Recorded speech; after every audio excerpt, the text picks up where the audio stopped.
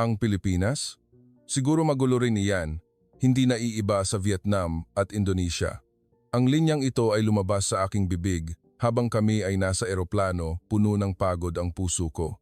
Kaming tatlo, si Eva, Lotte at No, ay mga estudyanteng Olandes na nagplanong magkaroon ng pangarap na graduation trip sa Timog Silangang Asya, ngunit ang katotohanan sa Vietnam at Indonesia ay puno ng usok ng mga sasakyang walang ayos ang takbo, presyo para lang sa mga turista, at tingin sa mga dayuhan na parang biktima kaysa kaibigan.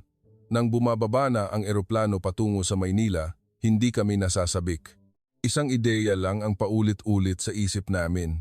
Tiisin na lang ang 3 araw tapos uuwi na kami sa Europa. Hindi namin alam na ang bansa na hinusgahan namin nang walang katarungan ay magtuturo ng isang aral na magpapabago sa paraan ng aming pagtingin sa lahat ng tao sa buong buhay namin.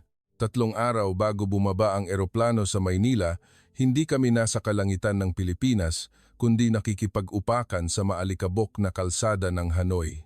Ang makina ng tuk-tuk ay umaatungal, nakikipagpaligsahan sa busina ng mga truck na walang tigil sa pagbuga ng maitim na usok. Nakaupo ako ng masikip kasama sina Lotte at No sa isang makipot na upuan at ang kabilang kamay ko ay nakatakip sa bibig at ilong. Amoy langis na halo sa amoy ng mainit na lupa at isang amoy na hindi namin maipaliwanag. Ayos lang yan. Bukas makikita na natin ang old quarter sa totoong buhay. Pilit ngiti ni Lotte upang bigyan kami ng lakas ng loob. Kaming tatlo ay nakatingin sa mga litrato ng old quarter sa mga aklat kasaysayan, iniisip ang isang umaga na may manipis na hamog na lumulutang sa itaas ng mga lumang bahay habang dahan-dahang lumalabas ang gintong sikat ng araw sa mga balkonahe at inukit na haligi. Iyan ang dahilan kung bakit kami pumunta sa Vietnam. Maaga kaming gumising bago pa sumikat ang araw. Sumakay kami sa parehong tuktok papunta sa old quarter. Malakas ang hangin sa mukha, pero nakatulong iyon para mabawasan ang amoy ng usok. Paghinto ng sasakyan, nakita namin ang habang-haba na hilera ng mga tindahan, detalyadong mga dibuho, parang panaginip. Ngunit sa sandaling tumapak ang aming paa sa lupa, pinalibutan kami ng sigaw. "Miss, buy this. Hat, nice hat. Discount for you." Pinalibutan kami ng mga tindero, maliliit na kamay na humihila sa aming braso at bag. Ang kanilang mga mukha ay puno ng pawis at pag-asa na makabenta ng kahit isang bagay.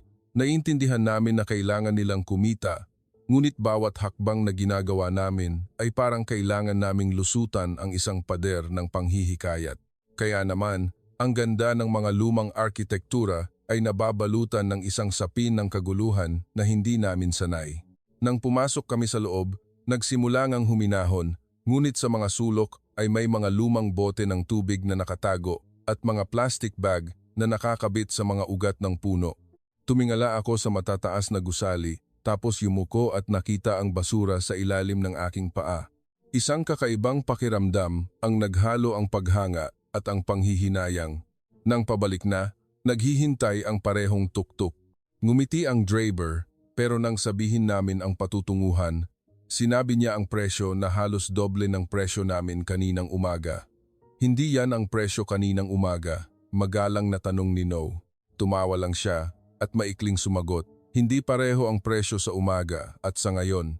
Kailangan maintindihan yan ng mga turista. Nagtinginan kami, walang silbi ang makipagtalo pa, kaya nagbayad na lang kami kahit masama ang loob. Noong gabing iyon sa maliit na hostel, dahan-dahang umiikot ang bentilador sa kisame. Madilaw at malabo ang ilaw. Nakaupo kami, nakapalibot sa bunk bed. Ang ingay ng motorsiklo mula sa kalsada sa labas ay pumapasok paminsan-minsan. Mali ba ang araw na pinili natin? O baka mali ang tiningnan natin? Bulong ni Lotte.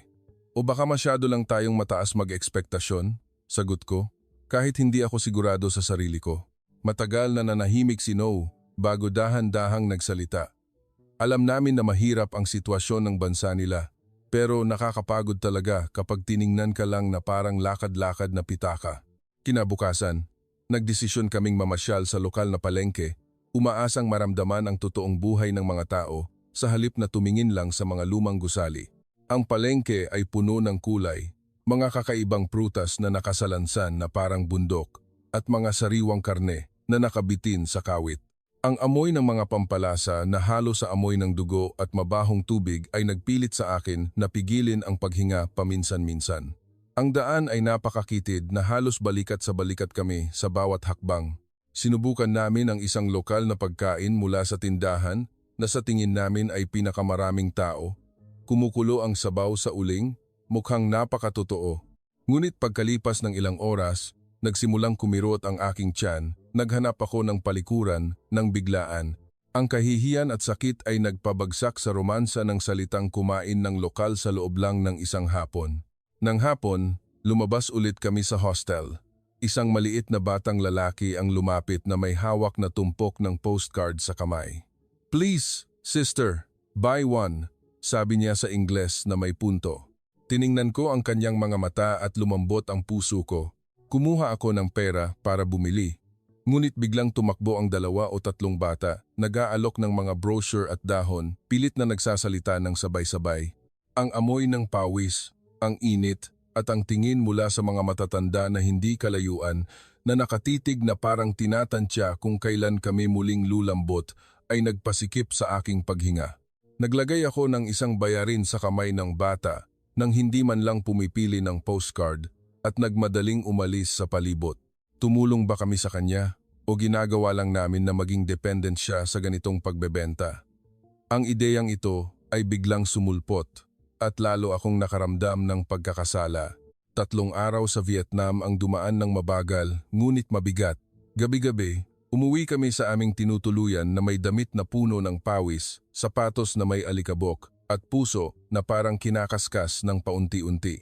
Alam namin na lahat sila ay kailangang magsikap para mabuhay, ngunit ang pagiging isang dayuhan na kailangang protektahan ang sarili mula sa pabago-bagong presyo at mga tingin na nakikita kami bilang oportunidad para kumita ay nagdulot sa aming 3 na dahan-dahang isara ang aming puso. Ang huling gabi, bago kami lumipad patungong Indonesia, nakatitig si No sa kisame at mahinang nagsalita. "Kung ganito rito, mag-iiba kaya ang susunod na lugar?" Ang tanong na iyon ay lumutang sa dilim, walang makasagot. Ngunit ang maliit na buto ng pagdududa ay nakatanim na sa aming puso at lalo pa itong lalaki bago kami makarating sa Pilipinas. Ang anunsyo sa eroplano ay nagsabing bababa na kami sa Jakarta, ang kabisera ng Indonesia. Ang sikat ng araw na tumatagos sa bintana ay mukhang mainit. Ang asul na langit ay nagpagaan ng kaunti sa mabigat na puso namin mula sa Vietnam. "Tingnan mo, siguro napakaganda ng dagat doon," sabi ni No habang nagpapakita ng litrato ng malinaw na asul na isla sa Instagram. Siguro ito na ang panibagong simula ng trip, mahinang dagdag ni Lotte. Pilit kaming naniwala sa ganoong paraan. Nang lumabas kami sa paliparan, ang malaking kalsada sa harap ay mas moderno kaysa sa inaasahan namin. Ang mga billboard ng turismo ay nakahanay, mga larawan ng puting bangka na nakaparada sa tabi ng asul-berdeng dagat at mga taong nakangiti ng malapad, may hawak na buko sa kamay. Ang lahat ay parang sumisigaw na ito ang paraiso ng dagat. Kumuha kami ng taxi mula sa service area sa harap. Ang driver ay isang lalaking nasa gitnang edad, nakasuot ng gusot-gusot na striped shirt, ngunit ang malawak na ngiti at malakas na pagbati ay nagbigay ng palakaibigang atmosfera. "From Europe, holiday?" tanong niya nang may masayang tono. "Opo, nagbabakasyon kami bago matapos ang pag-aaral," sagot ko. Tumawa siya, nagkuwento tungkol sa football at sa klima sa Europa. Tumawa kami, nakalimutan naming tingnan ang numero sa meter. Nang nagsisimula na kaming pumasok sa city proper, ang pulang numero sa display ay tumakbo ng napakabilis. Mas maikli pa ang distansya kaysa sa paliparan papuntang Hanoi, pero halos doble ang pamasahe. "Bakit po ang mahal?" magalang na tanong ni Lotte. Nagkibit balikat ang lalaki. "May toll fee, traffic, at tourist fee. Alam na yan ng lahat dito." Ang salitang tourist fee ay nagpalubog ulit sa puso ko. Nagbayad kami ng hindi nagsasalita pa dahil alam namin na wala rin kaming mababago kahit makipagtalo pa kami. Kinagabihan, naglakad kami sa isang lugar na may sikat na kainan na nirekomenda sa internet. Ang tindahan ay pinalamutian ng makulay na neon light at ang pader ay puno ng mga litrato ng mga influencer na nag-check-in doon. Nagdesisyon kaming subukan, umaasang makapagpagaling ng kahit kaunti ang isang masarap na pagkain. Lumapit ang waiter na may malawak na ngiti. Welcome. Hindi pa kami nakaupo ng matagal, inilapag na niya ang isang makapal na menu sa harap namin. Gusto ko sana ng vegetarian, sabi ni No sa malinaw na Ingles. Pwede po bang walang karne? Sa pagkakataong ito, kumibot ng bahagya ang ngiti sa labi ng waiter. Tumawa siya at sumagot, "Nasa Indonesia ka, hindi mo susubukan ng satay at nasi goreng namin? Sikat na pagkain namin yan." Ang kasamaan niya sa likod ay sumabat. Oo nga, kung hindi ka kakain ng satay, bakit ka pa pumunta rito? May mahinang tawa ang lumabas, na parang may nakakatawa at mali kaming sinabi. Nagmadali akong magpaliwanag na pinili namin ang vegetarian dahil sa kalusugan at personal na paniniwala at hindi ito konektado sa paghamak sa lokal na pagkain. Ngunit hindi pa rin nagbago ang kanyang ekspresyon. Okay, pero sabihin ko sa inyo, ang special menu namin ngayon ay walang meat-free option. Kung gusto mong kumain, kailangan mong mag-open mind ng kaunti. Ang salitang kailangan mong mag-open mind ay nagparamdam sa akin na parang tinuturuan ako, hindi tinatanggap. Nang magdesisyon kaming umalis nang hindi nag-order ng kahit ano, lumapit ang isa pang waiter at naglagay ng bill sa mesa. Cover charge, maikling sabi niya, pero hindi pa po kami kumakain. Tiningnan lang namin ang menu, pilit na paliwanag ni Lotte, uupo kayo. Gumugol ng oras, ginamit niyo ang mesa namin. Iyan ay service charge. Ang tono ay hindi lang direkta sa amin, kundi napakalamig. Nang lumabas kami sa tindahan, ang puso ko ay parang pinisil. Naglakad ng tahimik si No sa harap, bago biglang huminto. Nagsimulang tumulo ang luha ng walang pahintulot. Hindi lang ito tungkol sa pera. Lotte, sabi niya, nang nanginginig ang boses. Parang wala tayong karapatang maging sarili namin dito. Kinabukasan, nagdesisyon kaming sumakay ng bus dahil gusto naming subukan ang isang baybayin na sinasabing pinakamaganda sa buhay. Ang bus station ay puno ng sigawan ng mga ticket vendor. Ang bus na kailangan naming sakyan ay makulay at malakas ang tugtog mula sa speaker sa tabi ng pinto. Ang driver ay nakaupo, nagpipito ng busina sa ritmo. Nang umakyat kami sa bus, ang amoy ng pawis, pagkain, at ang amoy ng luma at maalikabok na upuan ay naghalo-halo hanggang sa halos hindi na kami makahinga. Ang sahig ay may mga walang laman na chip bag at bote ng tubig na gumugulong. Isang grupo ng mga teenager ang nakaupo ng nakalatag sa 2 o 3 upuan, nagpapatugtog ng musika mula sa kanilang telepono ng walang headphone. Ang tawanan at sigawan nila ay mas malakas kaysa sa kahit anong ingay. Isang matandang babae ang sumakay sa susunod na stop. May dala siyang 2 mabibigat na bag. Ang kanyang katawan ay umuuga-uga, ngunit walang tumayo para bigyan siya ng upuan. Naghanap siya ng bakanting lugar at dahan-dahang umupo sa maliit na baitang sa tabi ng pinto. Nagtinginan kami ni Lotte. Gusto naming tumayo, pero malayo ang upuan namin at kailangan naming makipagsiksikan sa mga taong nakaupo na hindi nag-aabalang tingnan siya. Bakit walang nakakakita? Bulong ni No na parang nagtatanong sa sarili kaysa sa iba. Bumaba kami sa bus ng hilo at pagod.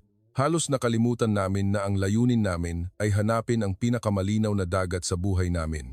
Sa halip na masabik, nag-away kami hindi tungkol sa tanawin o sa baybayin, kundi tungkol sa kung masyado ba kaming mataas mag-ekspektasyon o nakatagpo lang kami ng isang lipunan na hindi pantay ang tingin sa mga dayuhan.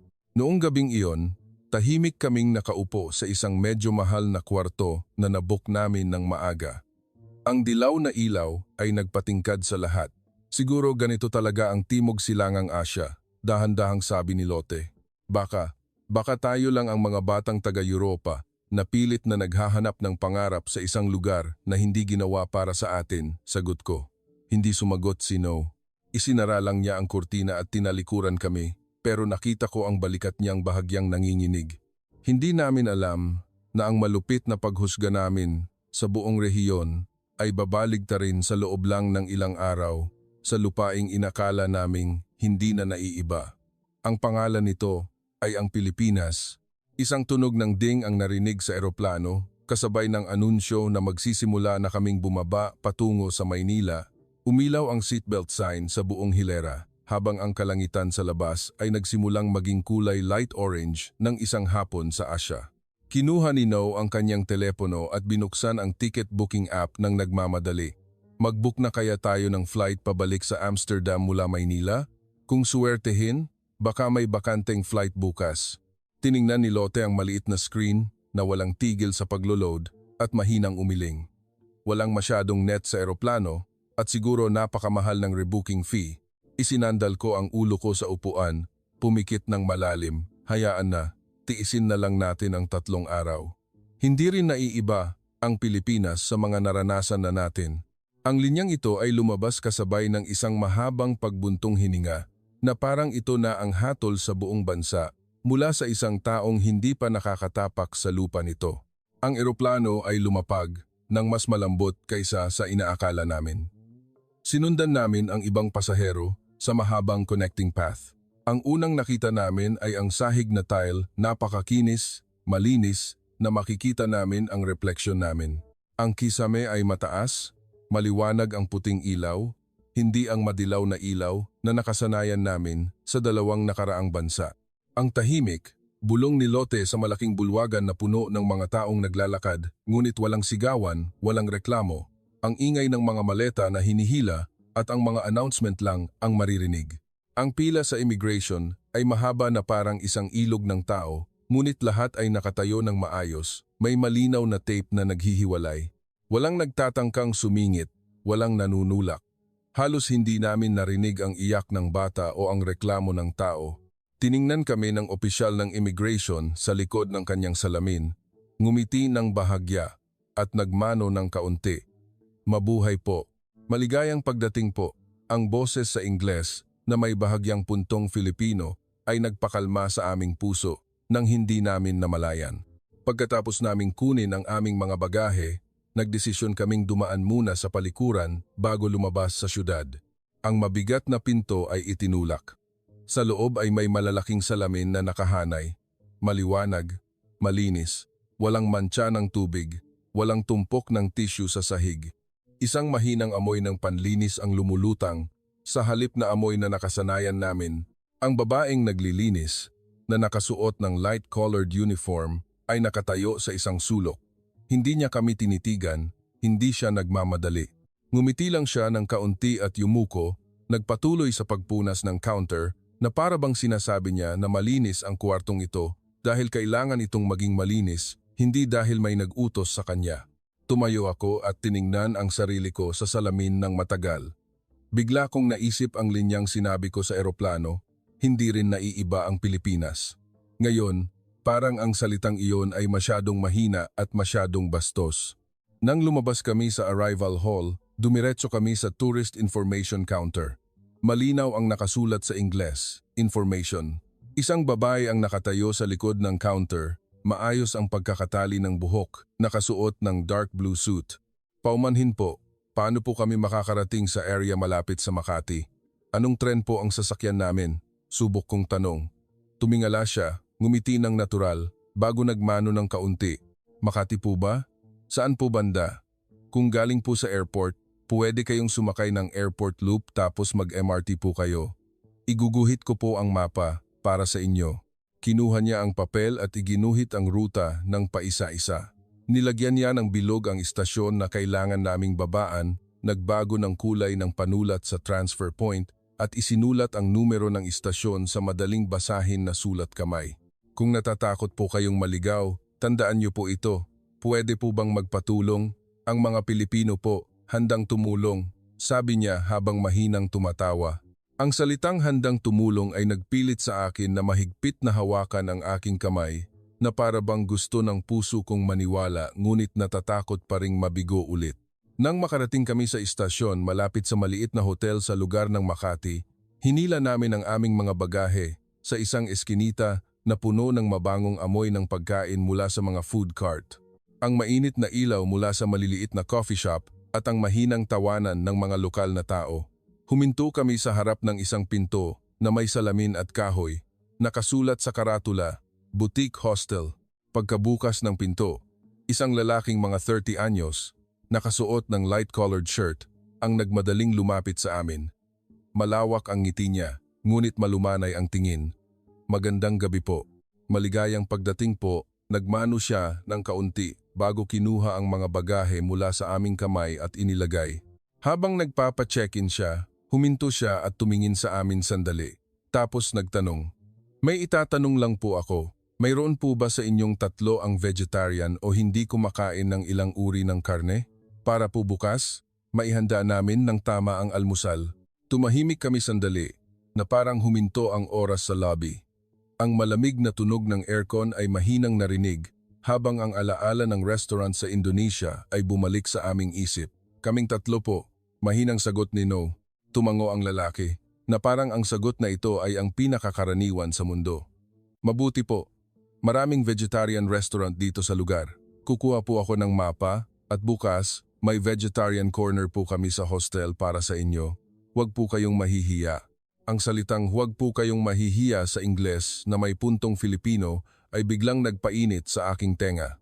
Ang mga luha na pinigilan ko mula pa sa Vietnam at Indonesia ay parang naghahanap ng daan para tumulo. Nagkunwari si Lotte na tumatawa, nagtatago. "Maraming salamat po. Hindi po kasi kami sanay na may nagtatanong sa amin ng ganito muna." Ngumiti siya at sumagot, "Hindi pare-pareho ang gusto ng tao, pero tungkulin namin na gawing komportable ang lahat hanggat maaari." Noong gabing iyon sa maliit na kwarto na malinis ang kama at tahimik ang aircon, nakahiga ako, nakatingin sa puting kisame. Naalala ko ang unang araw sa Vietnam. Naisip ko ang gabi na umiyak si No sa harap ng restaurant sa Indonesia at lumingon ako sa dalawang kaibigan ko na mahimbing na natutulog sa tabi.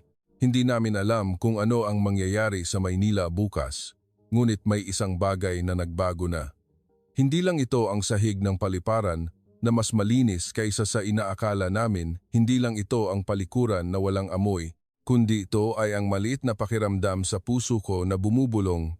Baka masyado tayong mabilis maghusga sa Pilipinas.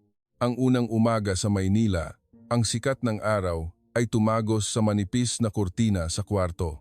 Si Eva at Lotte ay nakahiga pa rin sa bunk bed, samantalang ako ay gising na. Ang ingay ng sasakyan sa labas ng kalsada ay kakaibang mahina.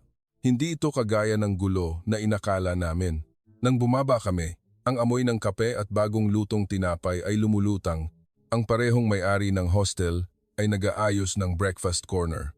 "Magandang umaga po. Nakatulog po ba kayo ng maayos kagabi?" Tanong niya nang may maliit na ngiti. May mga prutas, tinapay, jam, at sa isang sulok ay may karatula na malinaw na nakasulat, "Vegetarian Corner." May tofu, pinakulong gulay, at lugaw na walang karne na nakalagay. "Sabi niyo po kahapon, vegetarian kayo. Kaya dinagdagan ko po ng sulok na ito. Kung may gusto pa po kayong iba, sabihan niyo lang po ako." Ang simpleng salitang iyon ay nagpilit sa akin na lumunok ng mas malakas kaysa sa karaniwan. Hindi ito isang malaking bagay, ngunit sa mata ng isang taong nakaramdam na mahirap ng maging sarili lang, ang maliit na sulok na ito ay parang ang unang ligtas na espasyo sa trip namin. Habang kumakain, kinuha ng may-ari ng hostel ang isang papel na mapa at iginuhit ang ruta patungo sa MRT station mula Makati. "Hindi mahirap po pumunta sa Ayala mula rito. Maglakad lang po kayo sa station sa sulok ng eskinita, sumakay ng 2 o 3 istasyon, tapos nandoon na po kayo. Kung gusto niyo pong pumunta sa simbahan, may mga maliliit at tahimik na simbahan din po rito. Hindi po masyadong dinadagsa ng turista." Pagkatapos ng almusal, umalis kami sa hostel. Naglakad kami sa maliliit na eskinita. Ang mga food cart na nagbebenta ng lugaw, taho, at pandesal ay nakahanay sa tabi ng daan. Ang mabangong amoy ay pumapasok sa ilong namin. Ang mga Pilipino na nakasuot ng pangtrabaho ay nakapila, bumibili ng almusal ng maayos. Walang sumisiksik, walang sigawan ng mga nagtitinda na nagkukumpara. Lahat ay mukhang abala, ngunit hindi magulo. Ang bangketa ay hindi perpekto sa bawat bahagi, ngunit walang malalaking tumpok ng basura, walang nakabara at mabahong tubig kagaya ng nakita namin. Naglakad kami ng tahimik, ngunit ang puso namin ay dahan-dahang lumalabas sa self-defense mode. Nang makita namin ang karatulan ng MRT Makati sa harap namin, kaming tatlo ay huminto at tumingin sa escalator. "Tingnan mo, parang sa video review talaga," sabi ni Lotte bago kami mahinang tumawa sa sarili namin dahil minsan inakala namin na ang lahat ng video review ay masyadong pinaganda. Sa platform, may dilaw na linya sa harap ng pintuan ng tren. Ang mga tao ay nakatayo ng nakahanay sa likod ng linyang iyon ng automatic. Sa tabi ay may mga arrow na nagtuturo sa mga bababa muna bago sumakay. Walang opisyal na nakatayo at sumisigaw, walang masamang boses, ngunit lahat ay sumusunod na parang natural na iyon. Dumating ang tren sa tamang oras. Bumukas ang pinto. Ang mga tao sa loob ay lumabas muna ng may ritmo, pagkatapos ay dahan-dahang pumasok ang mga naghihintay. Walang tulakan sa likod, walang siksikan. Halos hindi namin kailangang gumamit ng puwersa para pumasok. Sa loob ng tren, ang aircon ay tama lang ang lamig. Ang simpleng upuan ay nakahanay. Ang boses ng nag-uusap ay mahina, parang nasa isang maliit na aklatan. Ang mga karatula ng istasyon sa Filipino at Ingles ay umaandar kasabay ng announcement. Tumingin ako sa paligid at naisip ko ang bus sa Indonesia. Malakas na tugtog at tawanan ang narinig. Kumpara sa lugar na ito, kung saan parang alam ng lahat nang hindi kailangang isulat na ang espasyong ito ay para sa lahat, kaya huwag mong istorbohin ang iba. Nagpalit kami ng tren sa isang istasyon, lumabas sa walkway na kumonekta sa malaking mall. Sa ilalim ay ang kalsada na puno ng sasakyan, ngunit dumadaloy ng may sistema. Walang mahaba at magulo na busina. Ang kalangitan ng Maynila sa umaga ay nababalutan ng manipis na ulap, ngunit nakaramdam kami ng mas kaluwagan kaysa sa aming puso sa dalawang nakaraang bansa. Sa food court, natutunan namin ang isa pang bagong sistema. Kailangan munang magpalit ng card para maglagay ng pera bago umorder sa iba't ibang tindahan. Nagtaka ako ng kaunti habang tinitingnan ang menu, hanggang sa ngumiti ang tindera sa isang tindahan at kumaway. Vegetarian po ba? Dito po kayo. Mayroon po kaming ginataang gulay, laing, at pinakbet na walang karne. Kung hindi niyo po gusto ang maanghang, hiwalay po namin ang sili. Walang tawa, walang mapanghusgang tingin. Mayroon lang intensyon na ipaliwanag kung ano ang naroroon. Tiningnan ko ang plato ng kanin sa harap ko na puno ng berde, orange at puting kulay ng iba't ibang gulay at bigla akong nakaramdam na parang inaalagaan ako ng isang dayuhan sa paraang hindi ko naramdaman sa loob ng maraming linggo. Nang hapon, naglakad kami sa walkway patungo sa kabilang panig bago dumaan sa isang 7-Eleven malapit sa istasyon. Ang mga food cart sa labas at ang puting ilaw sa loob ng tindahan ay naghalo ng tama. Ang mga produkto ay nakasalansan ng maayos, malinaw ang presyo sa bawat isa. Walang presyo na nagbabago dahil lang ang mukha namin ay mukha ng turista. Nang hawak namin ang merienda at inumin, nagbayad kami. Ang babaeng cashier ay nagmano ng kaunti. Salamat po. Gusto niyo po ng plastic bag? Kung hindi naman po malayo, wag na po kayong mag-plastic bag para makatulong po sa pagbawas ng basura. Ang maikling linyang iyon ay nagpatingin ulit sa amin sa isa't isa.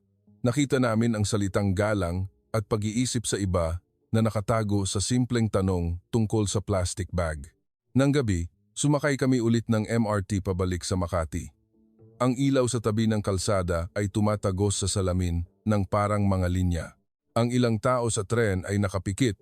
Ang ilan ay nagbabasa, ang ilan ay nag-scroll sa telepono, ngunit walang gumugulo sa iba. Nang pumasok kami ulit sa eskinita patungo sa hostel, ang mahinang tahol ng aso mula sa isang bahay at ang amoy ng bulaklak sa gabi ay dahan-dahang lumutang. Ang tindahan ng pagkain ay nakasara na, ang naiwan na lang ay isang maliit na ilaw sa harap ng tindahan. Ang dami nating nilakbay ngayon, sabi ni Lotte habang naglalakad sa tabi ko. Pero kakaiba. Hindi ko naramdaman na kailangan nating makipaglaban sa kahit anong bagay, sagot ko. Tahimik na naglakad si No sa likod bago mahinang nagsalita. Siguro, ang kalayaan ay hindi lang sa kung ano ang magagawa natin nang ayon sa gusto natin, kundi ang mabuhay nang hindi kailangang magbantay sa bawat segundo kagaya ng dati. Tumahimik kami ng sabay-sabay.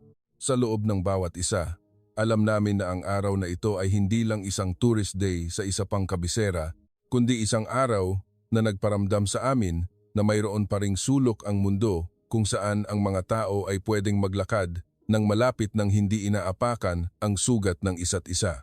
Ang sumunod na umaga, ang Maynila ay parang isang bagong syudad, kahit na pareho pa rin ang langit.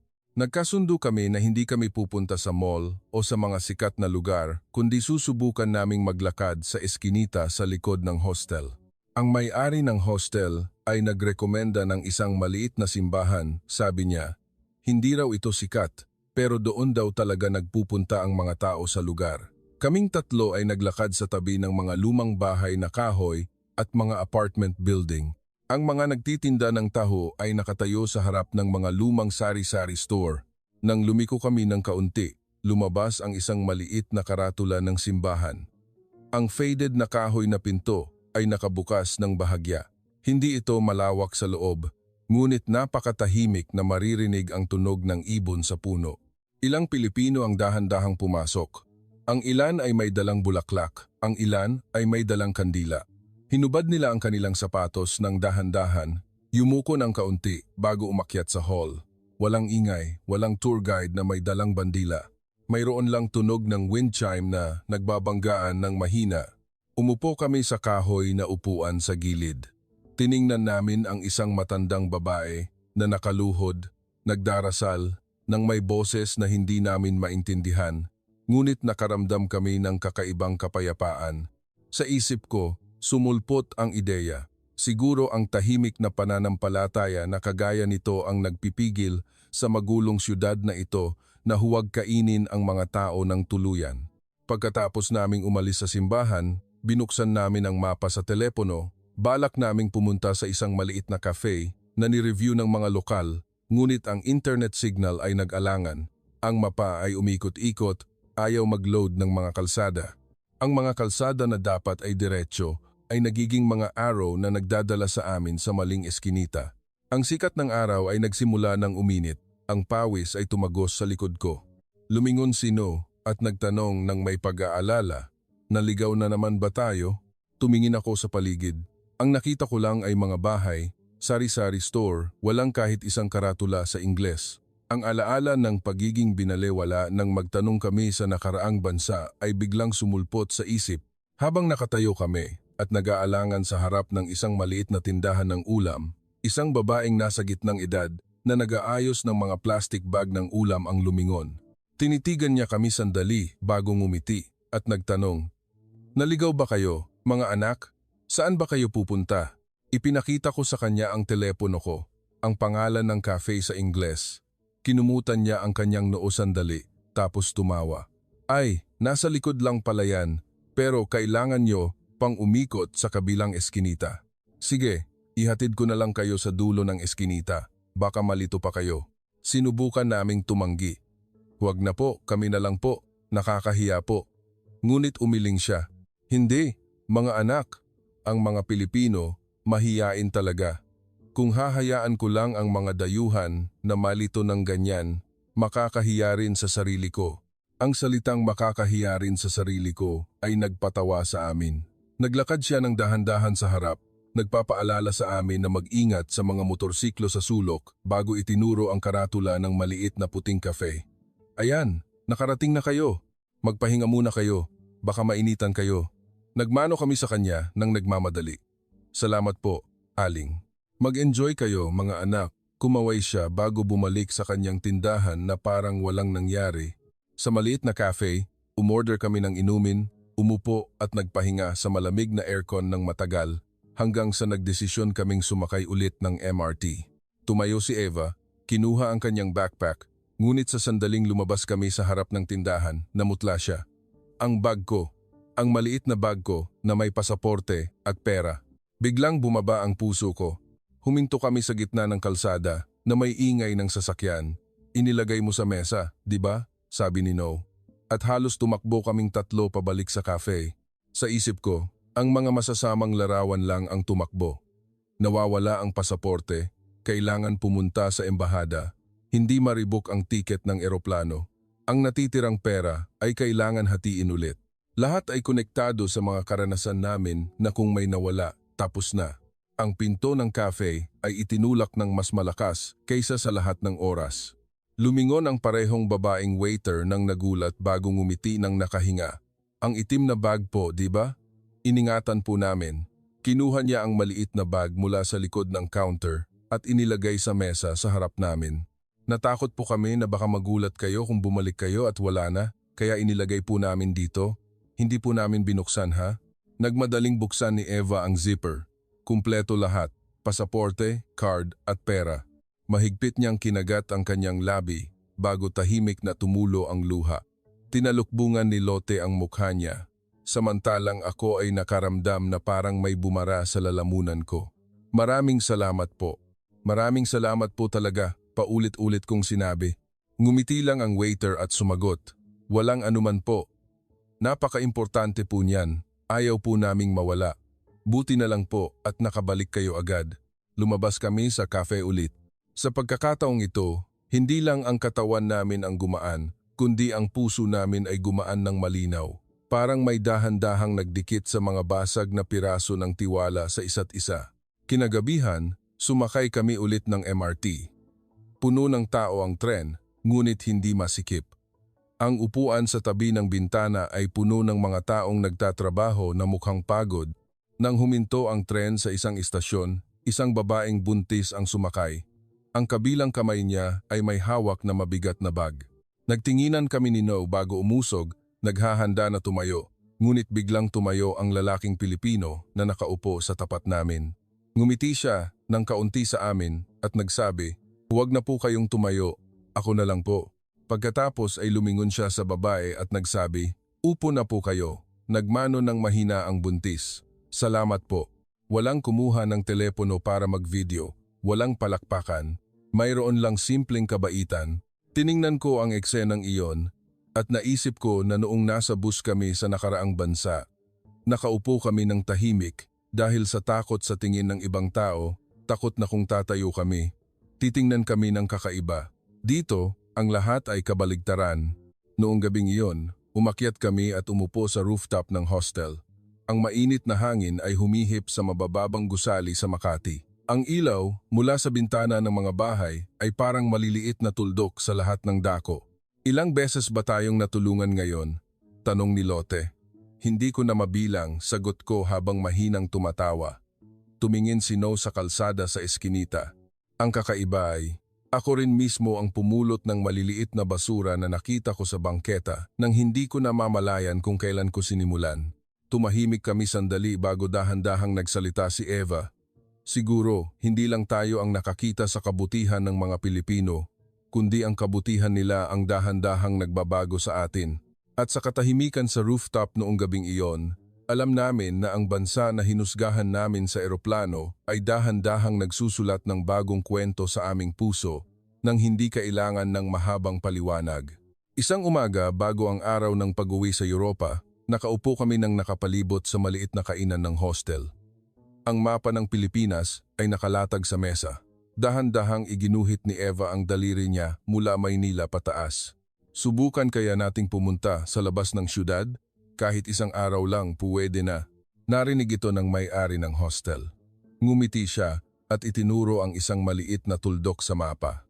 "Kung gusto niyo po ng kasaysayan at chill, inirerekomenda ko ang Taal Heritage Town. Hindi po malayo. Sumakay lang po kayo ng bus, van. Makita niyo po ang lumang bayan at ang totoong buhay ng mga tao." Wala pang isang oras pagkatapos, nakatayo na kami sa bus terminal ng Maynila. Ang lumang gusali, ang mataas na kisame. Ang anunsyo ng bus ay nagpapalit-palit sa ingay ng gulong ng maleta na humihila sa sahig. Bumili kami ng third-class ticket na napakamura na kailangan pa naming magtanong ng paulit-ulit. "Mura na po ba talaga yan?" Ngumiti lang ang cashier at sumagot, "Opo, mura na po yan. Ordinaryong pamasahe pero maganda ang tanawin." Sa bus, ang karamihan sa mga Pilipino ay nakaupo ng komportable. Ang ilan ay nag-uusap ng mahina, ang ilan ay natutulog, ginagamit ang bag bilang unan. Ang hangin mula sa bukas na bintana ay humihip, nagpapalamig sa pawis sa likod ng leeg namin. Isang pamilya ang nakaupo sa tapat namin. Nagbabalat ng citrus fruit ang nanay. Ang maliit na anak na babae ay nakaupo, nakasabit ang paa. Nang makita niya kaming nakatingin, inabot niya sa amin ang isang piraso ng prutas. Nagmamadaling lumingon ang nanay niya at nagsalita sa Ingles na may punto. "Subukan niyo po, matamis po."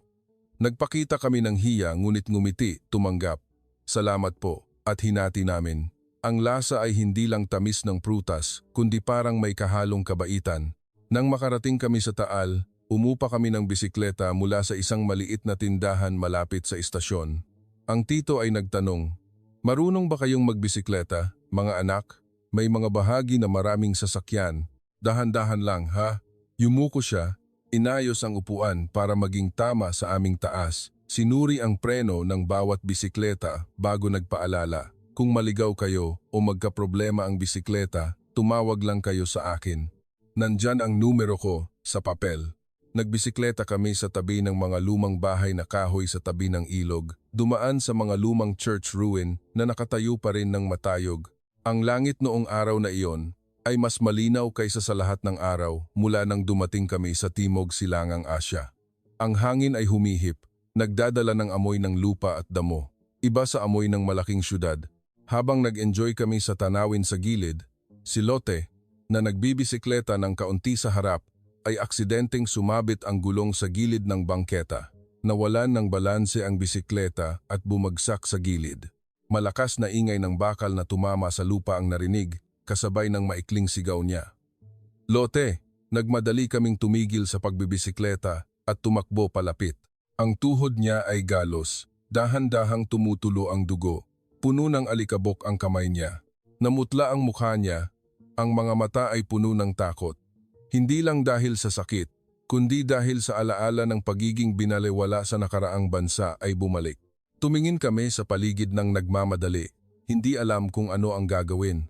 Ang mga tindahan ay mukhang malayo. Biglang bumukas ang pinto ng isang sari-sari store sa tabi ng kalsada. "Ay, anong nangyari anak? May sugat ang tuhod mo. Dali, pasok muna sa tindahan namin," sabi ng isang babaeng nasa gitnang edad na may malaking pangangatawan na lumabas at inalalayan si Lotte papunta sa lilim. Kinuha niya ang first aid kit mula sa likod ng istante. "Masakit yan ng kaunti anak. Tiisin mo lang, gagaling din yan," sabi niya ng may malambing na boses na parang isang ina na nagpapatahan sa kanyang anak. Tumayo ako at tiningnan ang eksenang iyon ng tahimik. Ang puso ko ay parang pinisil ulit. Ngunit sa pagkakataong ito, hindi dahil sa kalungkutan, kundi dahil sa sobrang pagpapasalamat na hindi ako makapagsalita. Kinuha ni No ang kanyang pitaka para magbayad. "Para po sa gamot at sa abala po," nagmadaling umiling ang babae. "Wag na anak, tumulong lang sa may sugat. Nabubuhay ang mga Pilipino dahil nagtutulungan tayo ng ganito. Kung may matumba sa harap ng tindahan at hindi ko tutulungan, baka hindi ako makatulog ng mas matindi." Ang linyang iyon ay parang nagbalik ng isang bagay sa amin. Sa isip ko, binalikan ko ang larawan noong may batang lalaki na nahulog ang gamit at tumakbo ako para pulutin iyon sa Hanoi, at noong naglakad ako sa tabi ng isang taong natumba sa Europa, iniisip na hindi namin problema iyon. Pagkatapos maayos ang sugat, nagpakulo pa ng mainit na tsaa ang babae para kay Lotte. "Uminom ka muna. Magpahinga ka para mawala ang gulat, bago ka tumuloy, anak. Huwag mong pilitin, baka himatayin ka sa daan." Paulit-ulit kaming nagpasalamat sa kanya bago umalis at nagpatuloy sa pagbibisikleta. Sa pagkakataong ito, hindi kami nag-usap ng sandali. Hinayaan namin ang ingay ng gulong ng bisikleta at ang tunog ng dahon na nagkikiskisa ng magsalita para sa aming damdamin. Nang hapon, isinauli namin ang bisikleta at umupo sa tabi ng ilog. Nakita namin ang araw na dahan-dahang bumababa sa likod ng lumang church ruin. Ang ingay ng long-tail boat or motorized bangka na dahan-dahang tumatakbo sa ibabaw ng tubig na nagre-reflect sa gintong sikat ng araw. Hindi ko ma-imagine na ang taong nagsabing siguro magulo ang Pilipinas kagaya ng ibang bansa ay nakaupo dito ngayon dahil sa isang Pilipino na naglinis ng sugat, mahinang sabi ni Eva, habang tinitingnan ang tuhod ni Lotte na may plaster. Nagbuntong hininga ng mahaba si No. Hindi lang ito tungkol sa malinis na syudad o magandang sistema. Ito ay ang pakiramdam na kung matumba tayo dito, may isang taong tatakbo palabas at magtatanong, "Masakit ba anak?" Hindi ang kumilos na parang hindi nakakita. Nang pabalik na kami sa Maynila sa parehong tren, nakaupo kami ng nakahanay, kaming tatlo. Pero sa pagkakataong ito, hindi kami nag-scroll lang sa telepono o natulog. Kinuha namin ang isang maliit na notebook at isinulat, ng paisa-isa kung ano ang dapat naming ikwento sa mga tao sa bahay. Ang unang linyang isinulat ko, ang Pilipinas ay hindi isang syudad sa postcard at hindi rin ito ang stereotype na nasa balita, kundi ito ang kamay ng aling na nagmadaling inalalayan kami ng matumba at ang boses ng huwag po kayong mahihiya na nagparamdam sa amin na mahalaga kami sa mata ng isang dayuhan. Idinagdag ni Lotte sa ibaba, at kung may nagsabing ang Pilipinas ay isa pang magulong bansa, isang araw, kailangan kong ikuwento sa kanila na may maraming ordinaryong tao doon na nagbalik ng tiwala sa mga tao sa 3 Olandes na halos nawalan na ng pag-asa. Ang tren ay gumalaw, papalapit sa Maynila sa gabi. Ang mga ilaw sa matataas na gusali ay dahan-dahang lumabas, isa-isa. Siguro, iyan ay ilaw lang sa kabisera para sa marami, ngunit para sa amin, ang mga ilaw na iyon ay isang tahimik na paalala na huwag kailanman husgahan ang isang buong bansa mula sa isang kwento na hindi mo pa nakikita ng sarili mong mga mata. Nang bumalik kami sa Netherlands, ang langit ay kulay abo, kagaya ng nakasanayan. Ang malamig na hangin ay mas malakas kaysa sa Maynila. Ngunit sa isip ko, may larawan ng kabilang panig ng mundo na nakapatong. Ang ilaw mula sa MRT, ang mahinang boses ng salamat po sa 7-Eleven, at ang ngiti ng aling na tumulong sa sugat ni Lotte. Ang aming pang-araw-araw na buhay ay dahan-dahang nagbago nang hindi namin namamalayan. Kapag pumipila sa coffee shop, hindi kami nagtatangkang sumiksik, hindi kami nagbubuntong hininga sa taong nasa harap namin, kagaya ng dati. Sa tren sa bahay kung may matanda na sumakay, mas madali na kaming tumayo nang hindi naghihintay na tingnan o purihin kami ng iba. Si No mismo ay nagsimulang mamulot ng maliliit na basura na nakikita niya sa lupa sa universidad at inilalagay sa trash can. Sabi niya, kung kaya ng mga Pilipino nang hindi nagrereklamo, kaya rin namin. Maraming kaibigan ang nagtanong, kumusta ang Pilipinas? Magulo ba? Delikado ba? Nagtinginan kami at ngumiti bago sumagot. Kung ang hinahanap mo lang ay kaguluhan, iyon lang ang makikita mo.